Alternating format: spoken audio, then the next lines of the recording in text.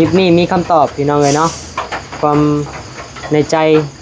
ของซาโบอยากเล่าออกมาซาโบแล้วว่าอยากว่าโอ้โดยฝนตกโอ้ย มัดมือสิแม่ฝนตกมัดมือเลยตกกระพาเขาลูกโดยสบายดีลูกสบายดียายสบายดีคือมาเห็นสวยเห็นงามแถวมือนี่ฮะสุดนอนเลยดีน่ะบ่คือมางามแถวฉันบ่โอ้ยว่านะเฮ้ยเนาะโอ้กระเป๋าใหม่ดีเลยโอ้บ่ว่าได้รอได้ได้ล่างบ่มีเงิน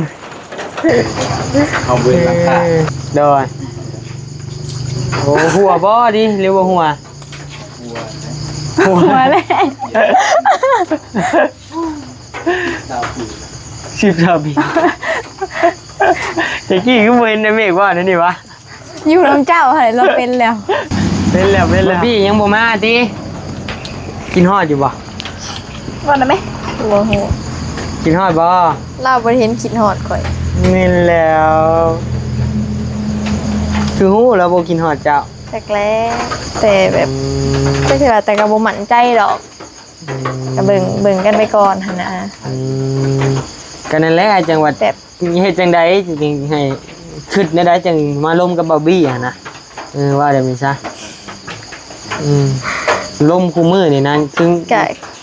แม่นอยู่สิยังบ่ได้อยู่ในสถานะแฟนเนาะแต่ว่าคิดจังได๋ที่ได้มาลมเนาะแบบมันอันนั้นหลายโหดแล้วนะที่ผ่านมาหั่นแล้วแบบบ่อยากมีเจ็บมาหลายแม่นแต่แบบแบบเฮ็ดดีน้ำเขาหั่นนะแบบเขาก็บ่เห็นความดีหั่นนะก็เลยแบบอยู่คนเดียวนะอยู่กับโอเคหั่นนะโดยประมาณนั้นที่ผ่านมากันนะพอมาเจอบอบบี้นี่รู้สึกแบบว่าคือผู้ชายที่ผ่านมาบ่หรือไงล่ะบ่ต่างอยู่บ่ต่างแฮงบ่แต่ก็เบิ่งกันไปก่อนเฮายังบ่ได้ทันหยังกันดอกกับภาวนาเด้อจะเป็นคู่ครองกันสมาชิก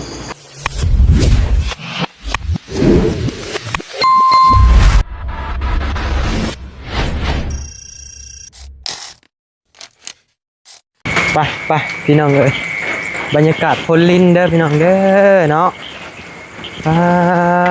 โธ่มาเยี่ยมน้องใบเตยก่อนมาเยี่ยมน้องโบน้องหยังก่อนนะพี่น้องเนาะใช้อยู่เฮือนอยู่บ่เนาะโอ้ยสบายดีแต่ไกลแท้สบายดีแม่มากับบ่เมฆโด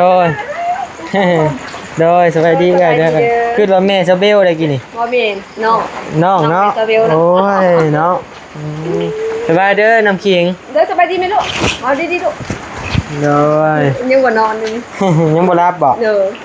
มื้ออื่นบ่ไปโรงเรียนเด้อโอ้มื้ออื่นวันเสาร์แล้วลูกเนาะโดยฝนตกโอ้ยมัดมือสิแม่ฝนตกมัดมือเลยตกกระพาเขาลูกโดยสบายดีลูกสบายดียายโดยไปไหนอยู่ตึกไปโดยเบเต้ก็อยู่นี่ติโดยเบเต้ก็อยู่สบายดีคือมาเห็นสวยเห็นงามแถวมือนี่ฮะสุดนอนเลยดีน่ะบ่คือมางามแถวฉันบ่โอ้ยว่านะเฮ้ยเนาะโอ้กระเป๋าใหม่ดีเลยโอ้บ่ว่าได้รอได้ได้ล่างบ่มีเงินเป็นใบเสร็จกล้องก่อนเตียงวันแรกพี่น้องเลยโธ่น้องใบเตยใบเห็นจากมือวะบ่ได้คุกคีอยู่น้ำ3 มื้อพี่น้องเลยเนาะมาเลยว่าใหญ่เป็นสาวเลยบาดแต่งโตงามกระดอเวอร์อะไรว่าซื้อว่าหยอกซื้อด้วยมาแต่ต้องเห็นแล่นเขาไปบ้านน้องเป็ดใหญ่แล้วก็ออกมาพอดีเด็กบาดนี่โดยกินแล้วบ่ยากเลยกินมาเรียบร้อยแล้วเน่นแล้วขอบใจหลายพี่น้องเลยเนาะว้าสมพูล่างแม่สาล่างแม่เจ้าล่างไอ้กะล่างเหรอ แท้บ่เจ้าล่างไงก็ล่าง ร่างยัง ล่างโทรศัพท์ใหม่ กินยัง ฮะ มีเงินอยู่50,000กินยัง ต้นเดป้าไปเติมเน็ตซะพี่น้องเลย เติมนะแม่เน็ตนะ ฮะ เติมนะแม่เน็ตนะ เน็ตยัง เอาเติมให้หมู่แม่เท่านี้ เป็นยัง เราขึ้นไปไทยเราไปหมกเราพาลูกเราไปผ่าตัดจอกระโหลก เป็นยังไง รถต่ำเมื่อวานนี้ รถตามกันพี่น้องบ่ หมู่ผู้ชาย หมู่ของแม่ อันนั้นแม่เป็นเสี่ยวกับอันนั้นแม่ของเราเป็นเสี่ยวกับแม่เฮาเลยลูกหาหูจักกันกับเฮา โดย และเป็นหมู่กันยุงเฮียนเดียวกัน เดี๋ยวบัดนี้เน็ตเมิด แม่เน็ตละเมิดอยู่ไทยอันนี้นะ เน็ตเมิดอยู่ไทยคิดเติมของเรา เฮาก็บ่ฮู้ได้แม่บอกให้เติมหายวะเงินในบัญชีเฮาบ่พอ มาสิเติมให้ฉันมา อ่ะ วันนี้บ่เบอร์โทร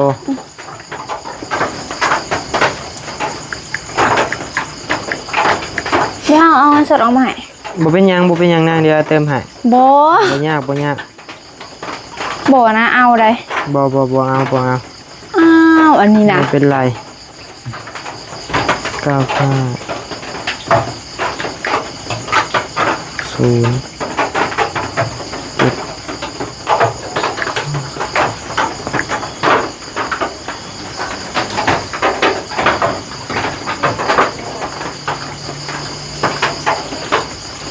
บ่ แม่น โอเค เอาเงินน้ำเฮาได้ บ่เอาดอก บ่เอา พี่น้องไงเต็มเน็ตนี่เด้อถ่ายเพิ่นเบิ่งก็ได้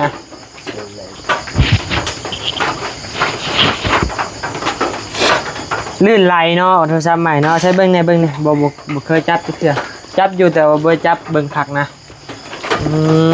พี่น้องเอ้ยมีผู้บ่าวอยู่บ่ บ่ ลื่นทลายคักนี้นี่พี่น้องเอ้ยเนาะยังเอามาได้ใช้กีตาร์เอามาเฮ็ดหยังกีตาร์ ใส่ อยากลีดกีตาร์เป็นบ่ บ่เพราะมันมีในเครื่องใด แม่นบ่ มันมีแต่แอปเดียวโหลดมาแอปของเพลงก็จะ มันเด้อ เป็นอีก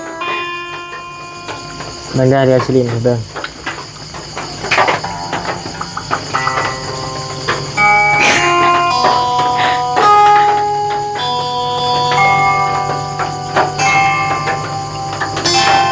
ดีดหัวบ่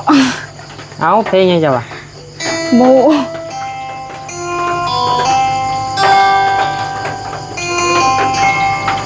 ดีดมั่ว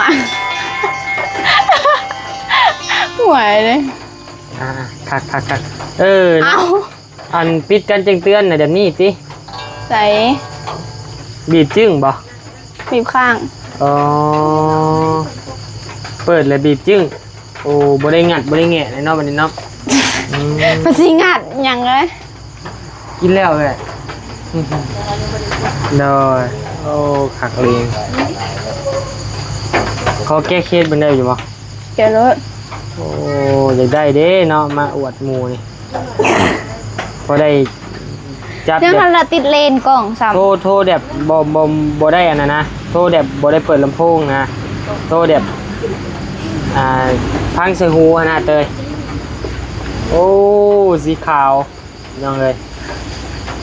งามหลีเนาะ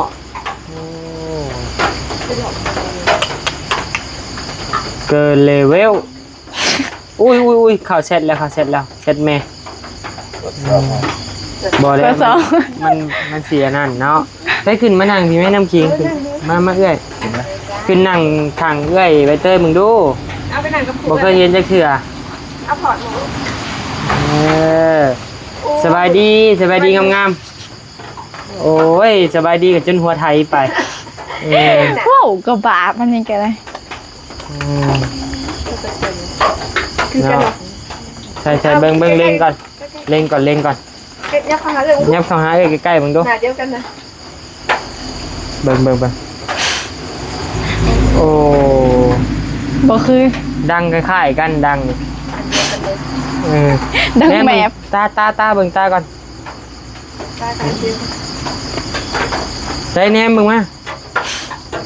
โอ้ค่ายกันเว้ยเจ้าไอ้น้องเว้ยตาเบื้องน่าจะคือกันอีกเฮ้ยเจ้าจะอันหุ่นดีคือเอ้ยเด้อ ตา ฮะ เราบอก เป็นยัง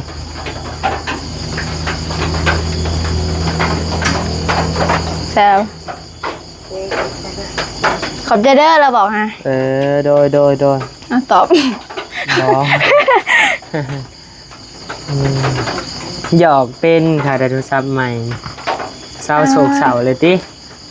เสาอยู่ในหนึ่ง เศร้าเป็นยังคือเศร้า เอาน้ำหมูดีหมูเจ็บ หมูเจ็บจักปี้หมูนะผู้หญิงผู้ชาย ผู้ชาย โอ้แม่นบ่หมูหรือแฟน หมู อืม หมูกันเฮียนห่างกันบางปีหนึ่งนี่แหละปีนี้เป็นขึ้นมหาเด้ น้ำเค็งเฮียนปอหยัง ปหนึ่ง ปอหนึ่งเล่าอันกอไก่ฮอดคอค่ะฮอเฮือนให้นะบ่าวพังนี่ กอไก่ขอไข่ขอหวยงอ นั่นแป๊บนึงไอ้พัดชัยโทรมาลุงจะโทรมาฮัลโหล ร้าย อยู่เฮือนน้องใบเตยเด้อเฮือนน้องโบ เพื่อนไปเต้ยพวก เฮือนน้องโบนี่แหละ อ๋อ เดี๋ยวถ่ายคลิปอยู่เด้อ มาแล้ว ยังจะออกมาเลยบ่กินแล้วบ่ยากกะยา โอเค โดย เจ้า มากับไผเฮ้ยมากับไผ ทั้งเบิ้งไปเปลี่ยนและคันแค่หมอปีผมไปธรรมดา อ๋อโอเค ไปแล้วบ่ จังว่าบ่เห็นนะ โอเค โดยใช่น้องโบเด้อค่ะ ลุงโบ โบอยู่ในเฮือน เข้าห้องน้ำโบ น่าคือเห็นตอนไหนลงมาเลยย่างครับพุ่นละ ให้เข้าห้องน้ เจ้าละ เล่าไหมนะบ่าวบ่ได้ยินซ้ำกี่นี่ลมโทรศัพท์ ำขอไก่ขอไข่ขอหวยงองัวจอจอกซอเสือซอสร้างยอยุงดอเด็กตอตาถอทงทอทุงนอนนกบอแบกปอปลาทอเพิงฝอฝน บ่ให้พ่อผู้บ่นางบ่ให้พ่อผู้บ่ เออ พ่อผู้พ่อไฟอ่ะรายการนี้ก็จบเพียงส่ำนี้ละพี่น้องเอ้ย ลืม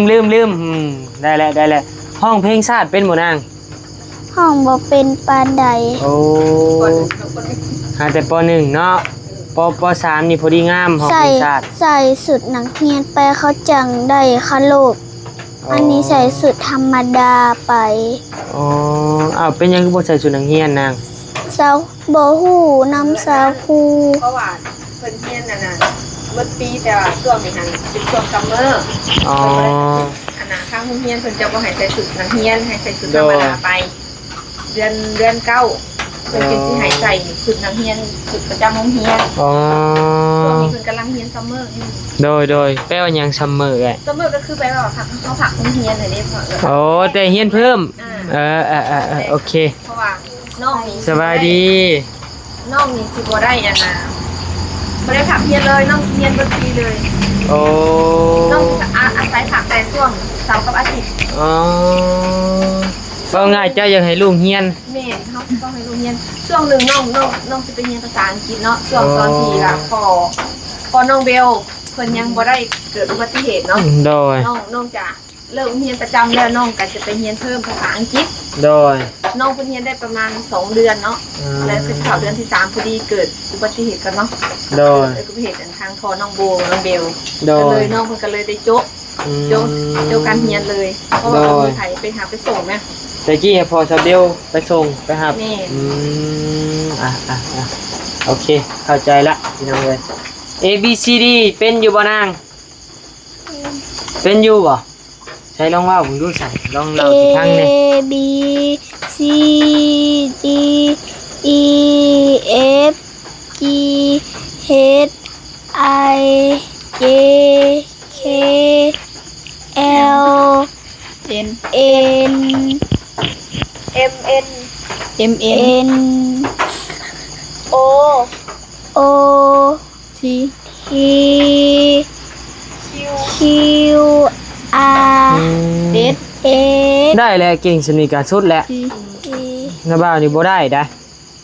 ฮู้โตมันอยู่บ่นางเจ้าเขียนโตมันเป็นบ่โอ้เบิ่งลองกดให้นาบ่าวเบิ่งแหน่อืม อันนี้ก็ได้ บ่อยากเบิ่งเด้อเขียนตัว N ให้นาบ่าวเนี่ยหาเบิ่งตัว N อยู่บ่อนใด ตัวนี้ใส่ O โอ้เนี่ยเป็นนี่ชุดแล้วตัว N เด้อ N ได้แหละนี่แหละ โอ้ชุดลีพี่น้องเนาะฮู้ว่าตัว N ใช่ๆบ่แม่นโอ้เป็นยอมหับอยู่เก่งอาจจะป .1 ได้พี่น้องเลยเนาะโบเป็นอยู่บ่โตได้อยู่ บาวี่คือบ่มามื้อนี้ เป็นวันสิมา ตัวว่าสิมาอยู่ดอย เจ้าของไผ่ของยาอยู่นี่ เอามือเลย เอามือเลยแม่ อืมจะเห็นยังสัญญาณบ่ โอ้ย แม่นแหละคักอยู่จับเดี๋ยวนั้นคักเลย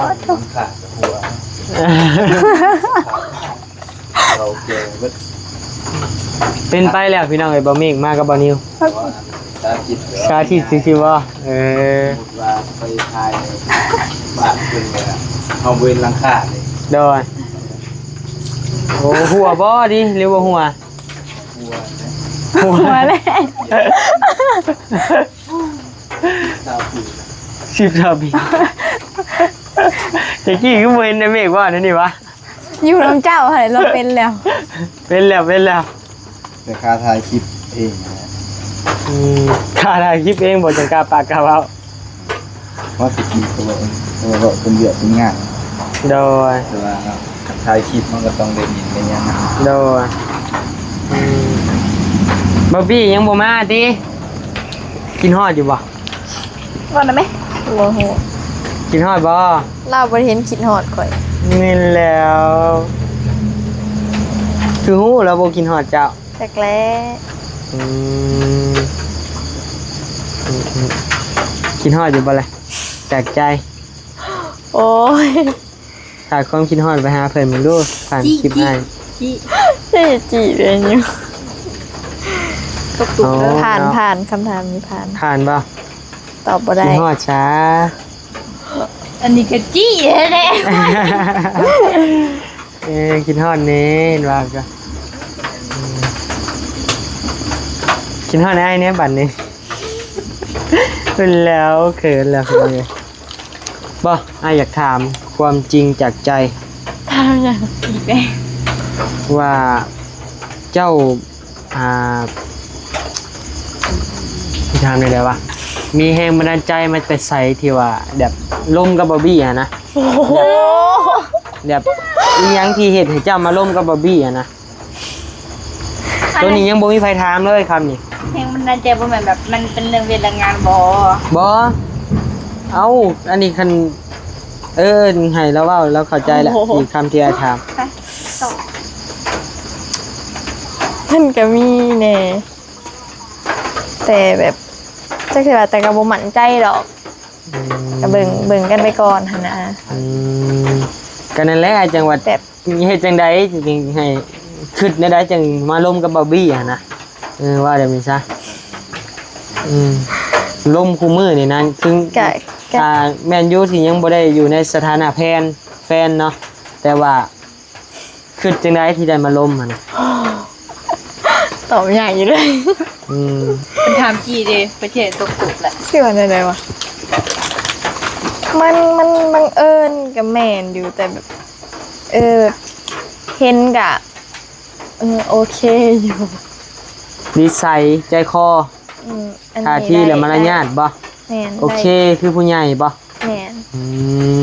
ม มักคนที่ใหญ่กว่านะ โดยและเฮ็ดให้ลองลองคุยลองเบิ่งเนาะว่ามันสิเป็นคือตาเห็นบ่เนาะ โดย แต่ตอนนี้ก็ยังบ่เป็นแฟนกันติ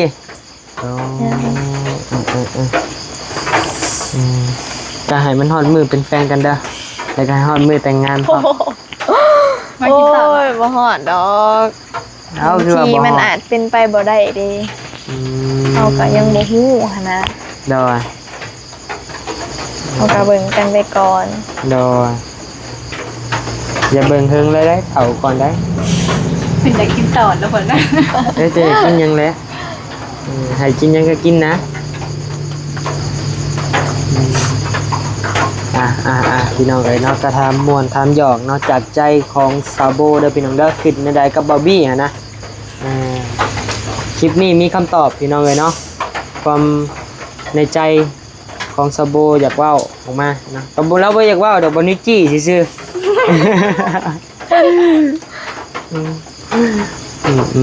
พี่น้องเอ้ยกะ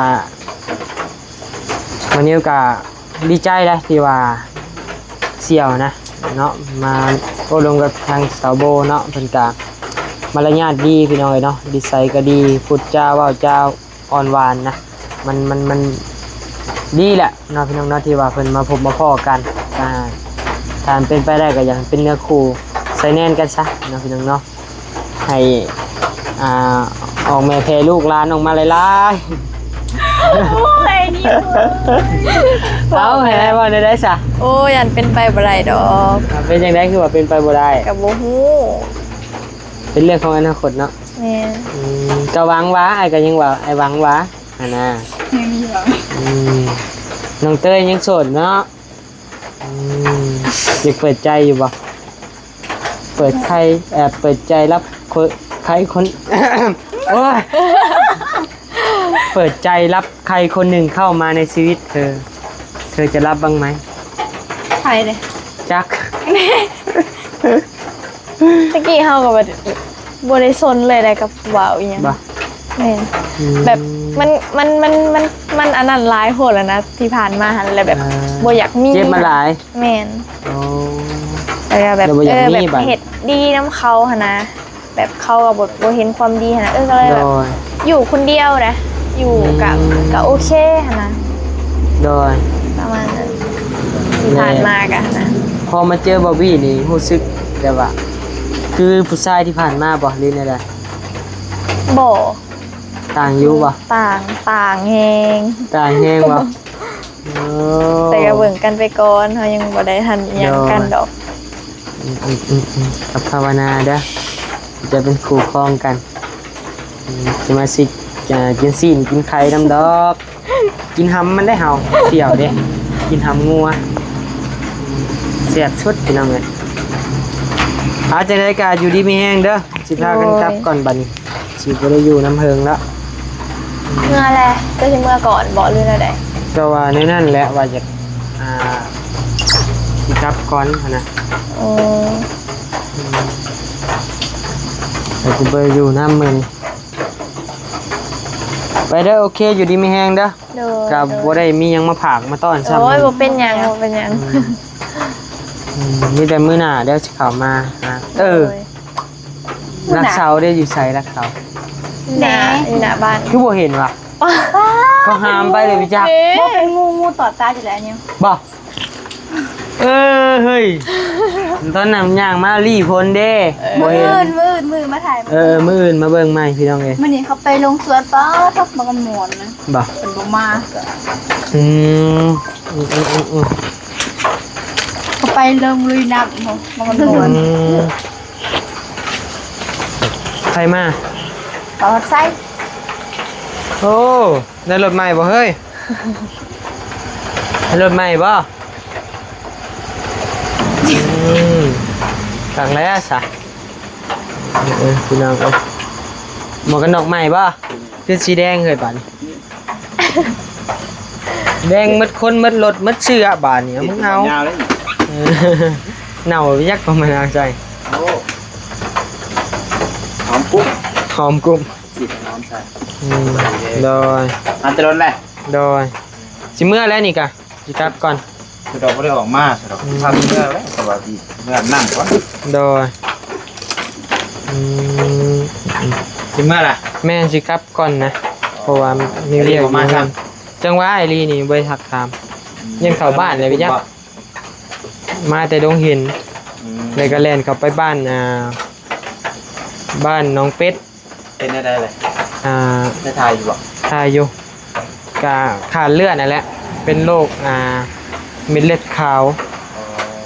มันกินเลือดนั่นแหละว่าไงมาบัดนี้มันขาดบัดนี้แต่เพิ่นเติมตลอดดอกเพิ่นเคยเติมตลอดแต่ว่ามาบัดนี้เลยเพิ่นแม่นแต่ว่ามาเป็นบัดนี้แหละบ่มีเงินบ่มีค้ำมันหมดเลยเด้งัวควายก็ขายหมดแหละ บอกไงเป็นแห้ง แม่นเอียงก็หมดแหละพี่น้องเอ้ยเนาะก็อีต้นอยู่ไผอยากบริจาคเลือดก็ยินดีเด้อพี่น้องเด้อเลือดกรุ๊ป O พี่น้องเอ้ยไผเลือดกรุ๊ป O ก็แม่นใบเตยนี่เป็นเต้าออกอยู่จ่อยเลยเตยออกจากถุงหนึ่ง แห้งจอดเราตุ้ยบ่ บ่งามเลย เจ้าหันได้หอ โอ้ไอออกบ่ได้ไอ้ย่างบ่ได้เฮ้ยเรียบร้อยเลยเอาไอ้เขาลงรถบัดมือไอ้เอาเลือดออกนะเจ้าถือลงไปทางข้างเตียงนอนในรถ นั่นเนาะ เรียบร้อยเลยเดชโมเล่เลยคะแนนเบาออกช่วงต้นได้อยู่จ้านี่ได้อยู่สุขภาพแข็งแรงโบนี่ก็บ่ได้โบนี่เอาออกพอดีนอกเดชโมเล่เลย เป็นยังไงมาสัน ฮะ อย่าหาแต่เลือดออกอย่างเดียวเลยกระเพาะกันได้เห็นว่ากัน บ่เอาออกมันก็เป็นผลดีต่อเฮาเด้มันได้เปลี่ยนถ่ายเลือดได้นะ เปลี่ยนท้ายเลือดแล้วเปลี่ยนเลือดปืนมาใส่ก็เป็นผู้ใหม่แล้วแหละ โอเคสำหรับหันยามตอนนี้แหละบ๊ายบายสบายดี สบายดีเด้อ สบายดีสบายดีเด้อ ลงมา